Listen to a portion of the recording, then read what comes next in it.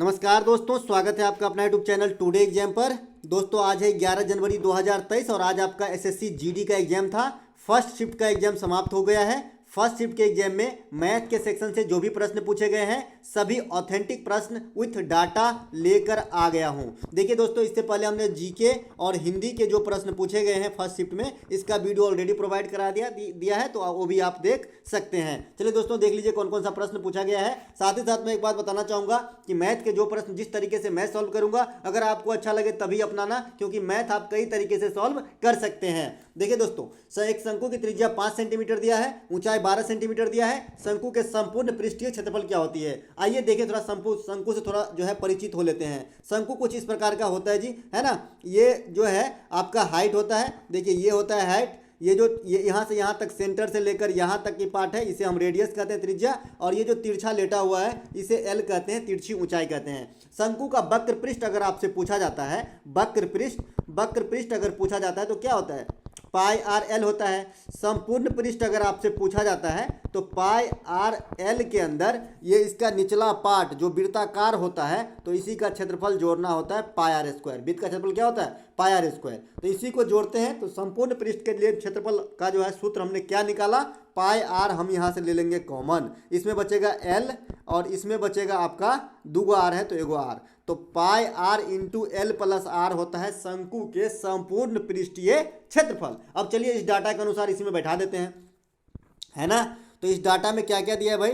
Radius दिया है आपका 5, हाइट दिया है आपका 12, ये हो जाएगा आपका 13। अब ये 13 कहाँ से आता है? पाइथागोरस के प्रमेय से आता है। लंब का स्क्वायर प्लस आधार का स्क्वायर बराबर कर्ण का स्क्वायर, ठीक है, क्योंकि ये कोण 90 की होती है, ठीक है। तो 13 हो गया एल। अब हमारा क्या था? सूत्र निकल के आया pi r into l plus r आया था, है ना। तो पाई का मान रख देंगे 22/7, आर का मान हमारा है 5 और 13 और 5 कोष्ठ के अंदर कितना हो जाएगा? 13 और 5 कितना हो जाएगा? तो 18 हो जाएगा। इसी को गुना कर लेंगे, 18 × 5 90 × 22/7, है ना। 90 × 22/7 हमारा आंसर है। 9 दूना 18, 8 हाथ में 1, 9 दूना 18, 1 19, 1980/7 हमारा आंसर हो जाएगा। आई होप आपको अच्छा लगा होगा। अच्छा लगे तो दोस्तों लाइक जरूर कीजिएगा, ठीक है। एक प्रश्न पूछा गया था कि बेलन की ऊंचाई 14 सेंटीमीटर तथा आयतन 2156 घन मीटर है, तो बेलन का व्यास क्या होगा? एकदम छोटा छोटा मेंसुरेशन पूछा जा रहा है। जिस लेवल का ये एग्जाम में आता है क्वेश्चन, उससे भी लो कर दिया गया है इस बार, मुझे जैसा लग रहा है,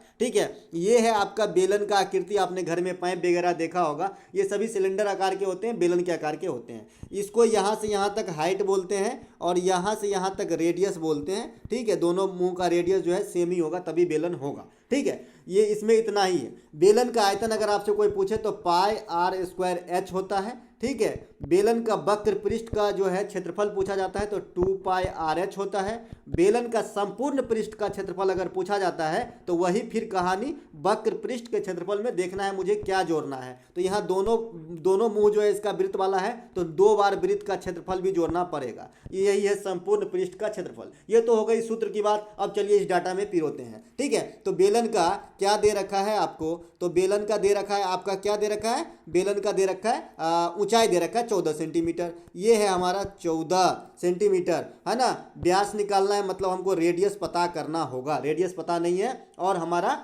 आयतन पता है। तो बेलन का आयतन क्या होता है? पाई आर स्क्वायर एच। तो पाई का मान क्या होता है? 22/7। आर मुझे तो पता ही नहीं है और एच का वैल्यू क्या है? 14 है। इतने का वैल्यू क्या दे रखा है? 2156। अब इसको मैं काट देता हूँ, 7 दूनी की 14, 11 से ये कटेगा क्या? पहले इसको 2 से काट देता हूँ यहाँ से, 2 1 2 नहीं लगा 0, 2 7 14, 2 8 16, 1078/22 जो है आर स्क्वायर का मान आएगा, ठीक है। 1078/22 जो है आर स्क्वायर का वैल्यू है, 1078/22। 11 से कटेगा क्या? 11 दूनी की 22, 11 नमा 99, 8 पार्ट हाँ कट जाएगा। इसको फिर काटेंगे, 2 चौका 8, 2 नमा 18, 49। आर का वैल्यू आ गया हमारा 7, है ना। तो व्यास क्या होता है? 2r होता है। तो 7 दूनी की 14, व्यास भी होगा 14, हाइट भी होगा, तभी जो है आयतन 2156 होगा। चलते हैं आगे दोस्तों। मैं थोड़ा डिटेल में इसलिए पढ़ा देता हूं ताकि आपको मैथ तो हमेशा काम आएगा, हर एग्जाम में काम आएगा। देखिए पढ़ा हुआ कभी बेकार जाता नहीं। एक प्रश्न यहाँ पे पूछा गया, ए प्लस बी 50 दिन में काम करता है, बी प्लस सी 75 दिन में काम करता है और ए प्लस सी 25 दिनों में काम करता है, तो तीनों मिलकर कितने दिनों में करेंगे। देखिए कभी कभी इसमें आपको पार्टिकुलर भी पूछेगा कि ए कितने दिन में करेगा, बी कितने दिन में करेगा, सी कितने दिन में करेगा, और कभी कभी कंबाइंड पूछ देता है कि ए प्लस बी प्लस सी कितने दिन में करेगा। तो मैं यहाँ पे जो प्रश्न है ये बता देता हूँ, कभी किसी दूसरे वीडियो में मैं इससे रिलेटेड सारा प्रश्न ही बता दूंगा सीजीएल लेवल तक का, ठीक है। तो देखिए यहाँ पे कई तरीके हैं, जो मेरा तरीका है एलसीएम विधि। तो 50, 75 और 25 का अगर एलसीएम लेंगे तो हमारा एलसीएम आ जाता है 150। मैं एलसीएम को ही टोटल काम मानता हूँ टाइम एंड वर्क के अंदर। तो ए प्लस बी की इफिशियंसी कितनी हो जाएगी, तो 150 को 50 से भाग देंगे तो 3 आया निकल के। बी प्लस सी की इफिशियंसी कितनी हो जाएगी, 75 से भाग देंगे तो 2 आया निकल के। और ए प्लस सी की इफिशियंसी कितनी हो जाएगी, 25 से भाग देंगे तो 6 आएगा।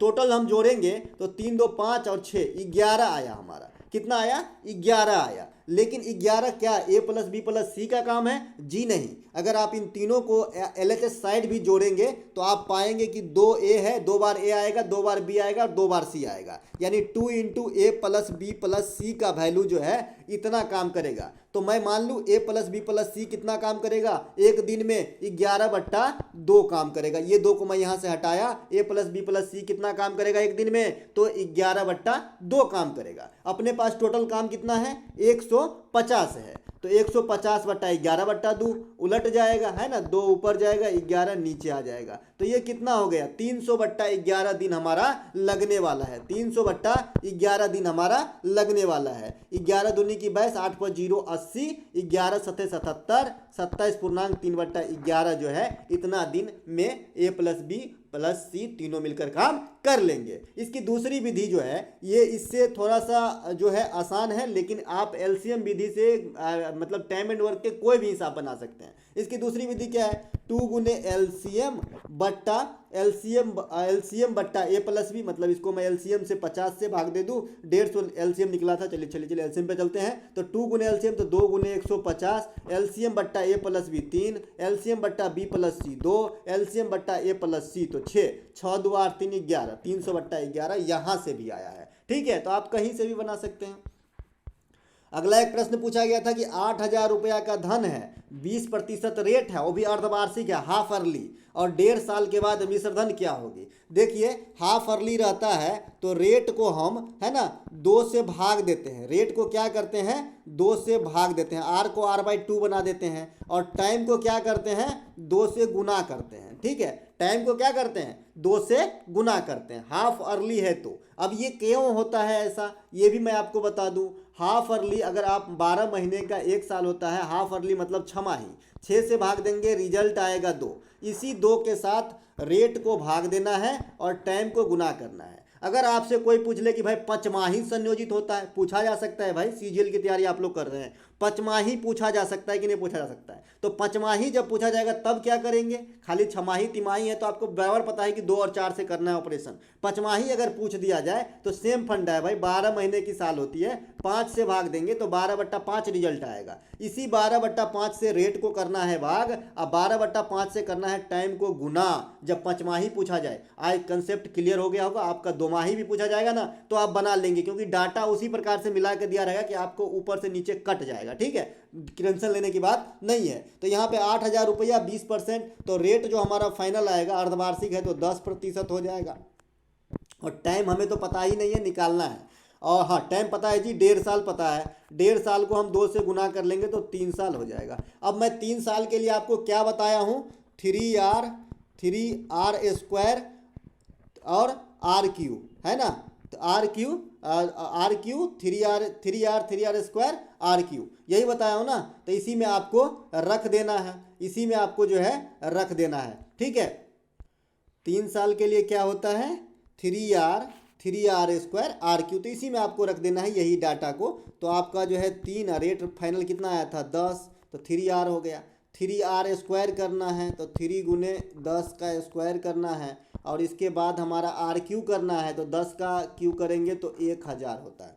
हमने कहा ये 30 हो गया, यहाँ पे 10 दहन के 100 दहन के 300 हो गया। मुझे यहाँ पे 3 अंक बिल्कुल नहीं चाहिए, 2 अंक चाहिए। तो 300 में से 3 को हम पीछे शिफ्ट कर देंगे, देखिए समझिए आगे के लिए। और ये 1000 है, ठीक है। इसमें हमें 3 अंक बिल्कुल नहीं चाहिए, तो 3 को इधर शिफ्ट करेंगे तो 33 है ना, और इस 1 को इधर शिफ्ट करेंगे तो 33.1% जो है हमारा आंसर हो जाएगा। अब मुझे 33.1% निकालना है किसका, 8000 रुपये का। तो 8000 रुपये का 33.1% निकालना है, तो यहाँ तो 100% वाला आता और मैं दशमलव एक और हटा दिया तो एक जीरो और डाल दिए, तो ये 3 जो जीरो कट गया, इनको 3 8 से गुना कर लो। 8 8 त्रिक 24 के 4 हाथ में 2, 8 त्रिक 24 2 26, 2648 रुपया ब्याज मिलेगा, ठीक है, 1.5 साल के बाद। ध्यान रखिएगा, ठीक है। 8000 रुपये पर 20% रेट हो, हाफ अर्ली होगा, तो इस प्रकार से 2648 रुपया मिल जाएगा। अगला प्रश्न है हमारा 16 तथा 9 का मध्यानुपाती पूछा गया। तो देखिए मैं ग्रुप डी से ही बताते हूँ भाई कि मध्यानुपाती, समानुपाती, चतुर्थानुपाती,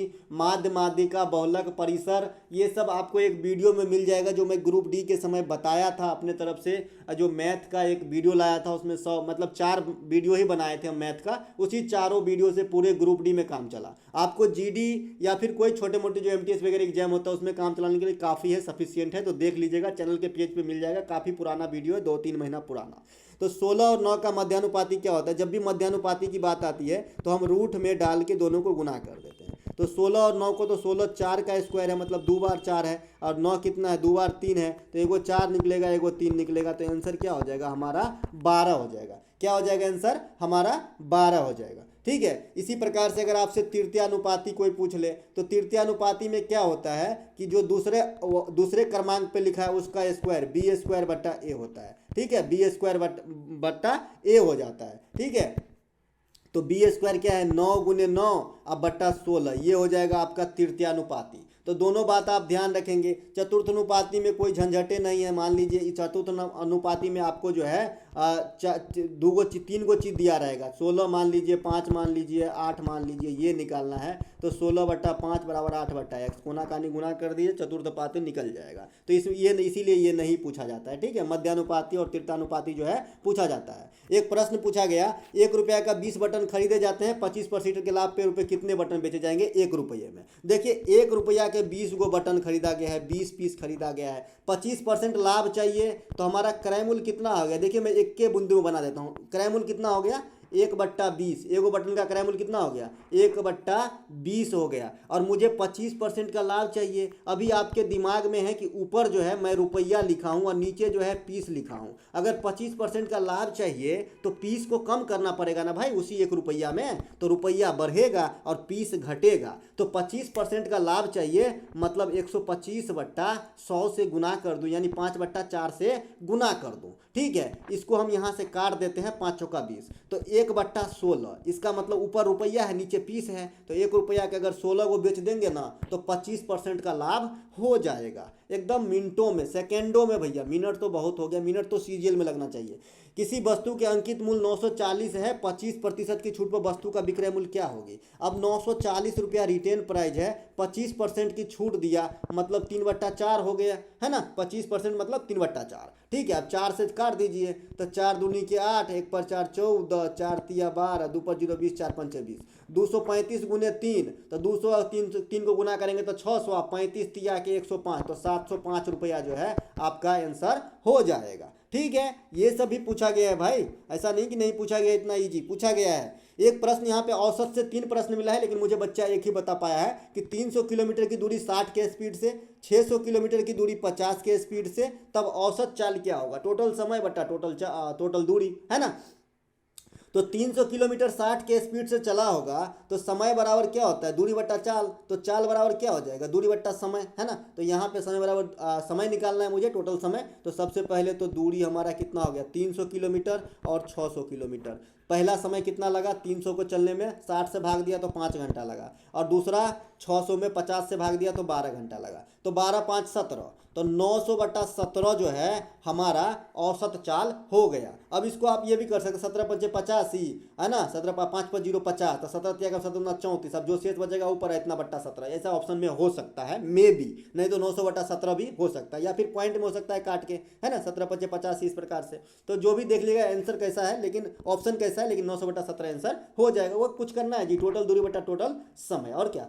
इसके बाद एक मैं यहाँ से बता दूं आने वाले शिफ्ट के लिए कि जब आपका दूरी कांस्टेंट होगी भाई 60 से गया और 40 से लौट गया तो औसत चाल, तो यही होता है 2 गुने x गुने वाई, तो 2 गुने 60 गुने 40 अब बट्टा x प्लस वाई हो जाता है, मतलब 100 हो जाता है, 50 से काट देंगे। इस प्रकार से 24 बट्टा मतलब 40 6 240/5, 8 से 48 किलोमीटर पर आवर औसत हो जाएगा। अगर 60 से कोई गया है और 40 से आया, कहने का मतलब है दूरी कांस्टेंट का मतलब क्या कि ए से बी तक गया, अब बी से ए तक आया तो दूरी बदला जी, नहीं बदलाना, दूरी कांस्टेंट रहे तो 2 गुने पहला चाल गुने दूसरा चाल बट्टा पहला चाल प्लस दूसरा चाल, ये औसत होता है। लेकिन अगर टाइम कांस्टेंट रहे कि भाई 5 घंटा तक 60 से चला और 5 घंटा तक 40 से चला, तो ये तो और इजी है, x प्लस वाई बट्टा 2, यही औसत होता है। 60 40 100/2 50 हो जाएगा इसका एवरेज। आप करके देखिए ना, 5 घंटा तक 60 से चलाएंगे तो 300 चलेगा, 5 घंटा तक 40 से चलाएंगे तो 200 चलेगा, टोटल दूरी कितना हो गया 500 किलोमीटर, और टोटल टाइम कितना लगा 10, तो निकल गया 50, 50 निकल गया, 60 40 100/2 50 हुआ। तो ये ध्यान रखना है। अगला एक प्रश्न पूछा गया था, किसी वस्तु का अंकित मूल्य 1 लाख रुपया है, इस पर 20% और 10% के 2 क्रमागत छूट के बाद विक्रय मूल्य। देखिए 2 क्रमागत छूट रहे तो x plus Y minus XY/100 करना रहता है, ठीक है, ये है क्रमागत छूट का फॉर्मूला, ठीक है। ऐसा नहीं कि 10 और 20 है तो 30% हो जाएगा जी, नहीं। तो आप जो है 20 प्लस 10 कर लेंगे, अब माइनस 20 गुने 10 कर लेंगे, बट्टा 100 कर लेंगे, दोनों जीरो कट जाएगा, 20 10 30 माइनस 2 28%, 28% आप घटा देंगे तो 1 लाख रुपये में 28% घटा देंगे तो 72% निकाल देंगे, तो 72 पे जो है 3 को जीरो डाल देंगे तो 72,000 आपका आंसर हो जाएगा सीधा सीधा। तो दोस्तों ये था आज का जो भी मैथ फर्स्ट शिफ्ट में पूछा गया सभी मैथ के प्रश्न। अगर अच्छा लगा हो तो लाइक कीजिएगा। ये PDF प्रैक्टिस के लिए आपको हमारे टेलीग्राम पे दे दिया जाएगा, तो वहाँ से आप प्राप्त कर सकते हैं। तब तक के लिए जय हिंद दोस्तों, मिलते हैं सेकेंड शिफ्ट के वीडियो के साथ।